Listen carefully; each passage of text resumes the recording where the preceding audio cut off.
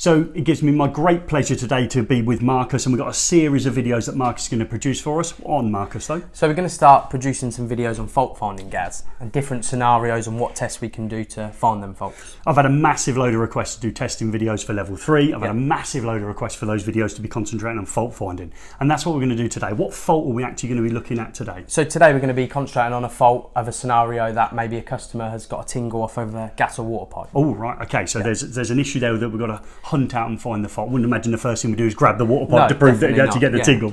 With that in mind, we've already done some of the stages already, haven't we, Marcus? Yeah, so we're on our fault finding board here at the college, and we've already done the safe isolation task. Now, obviously, we know that's important for certain reasons, being if the installation was live and we disconnected a bonding conductor, a fault could appear on that pipework in the meantime. So. And we have got a fault, we're simulating a fault. The rig behind us has other faults you probably can visually see, and be typing away at the bottom in the description. What about this? Well, it's actually a fault board. So if you see something, it's likely to have been there on purpose.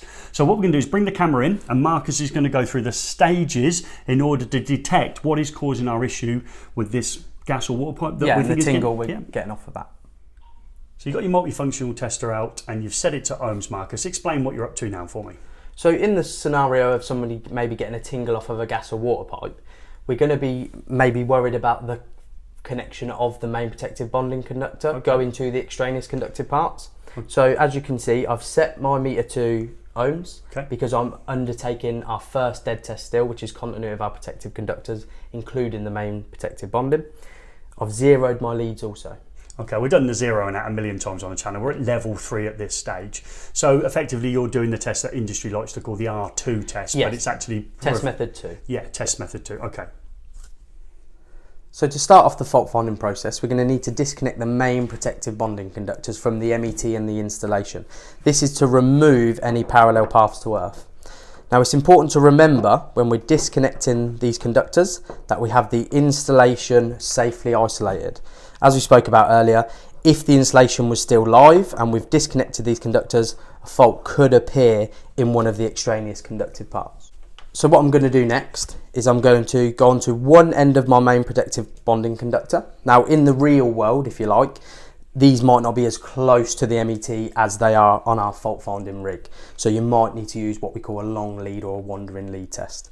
Remember, this is test method 2 and we call that our R2 reading. Now I'm going to go on one end of my protective bonding conductor and I'm going to probe onto the pipework itself.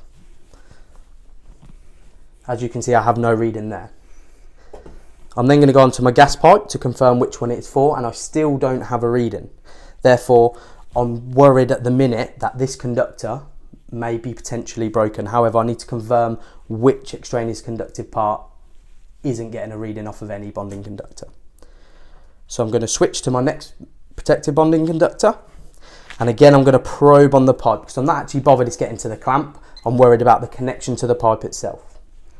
So as you can see, to my water I've got a reading of 0.03 ohms.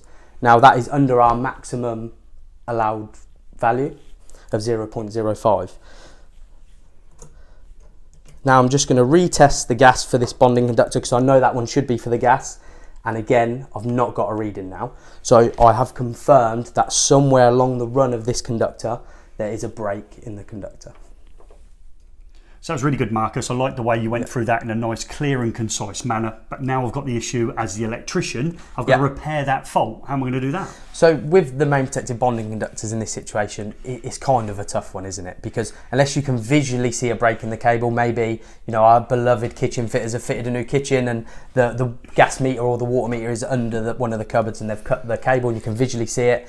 We don't actually have any reference points where we can break the circuit down to find that break. It could be buried in a wall. So in that instance, unfortunately, you're going to have to run a new 10mm squared or 60mm squared bonding conductor. Depending on what installation. Domestically, it's probably going to be a 10mm, but we get into it. It could be a 50mm conductor. I mean, it protects them cutting through. But so you're telling me we've found the fault, and in the fault finding exams, you'll take AM2, AM2S, and as endpoint assessments for level 3 apprenticeships, etc.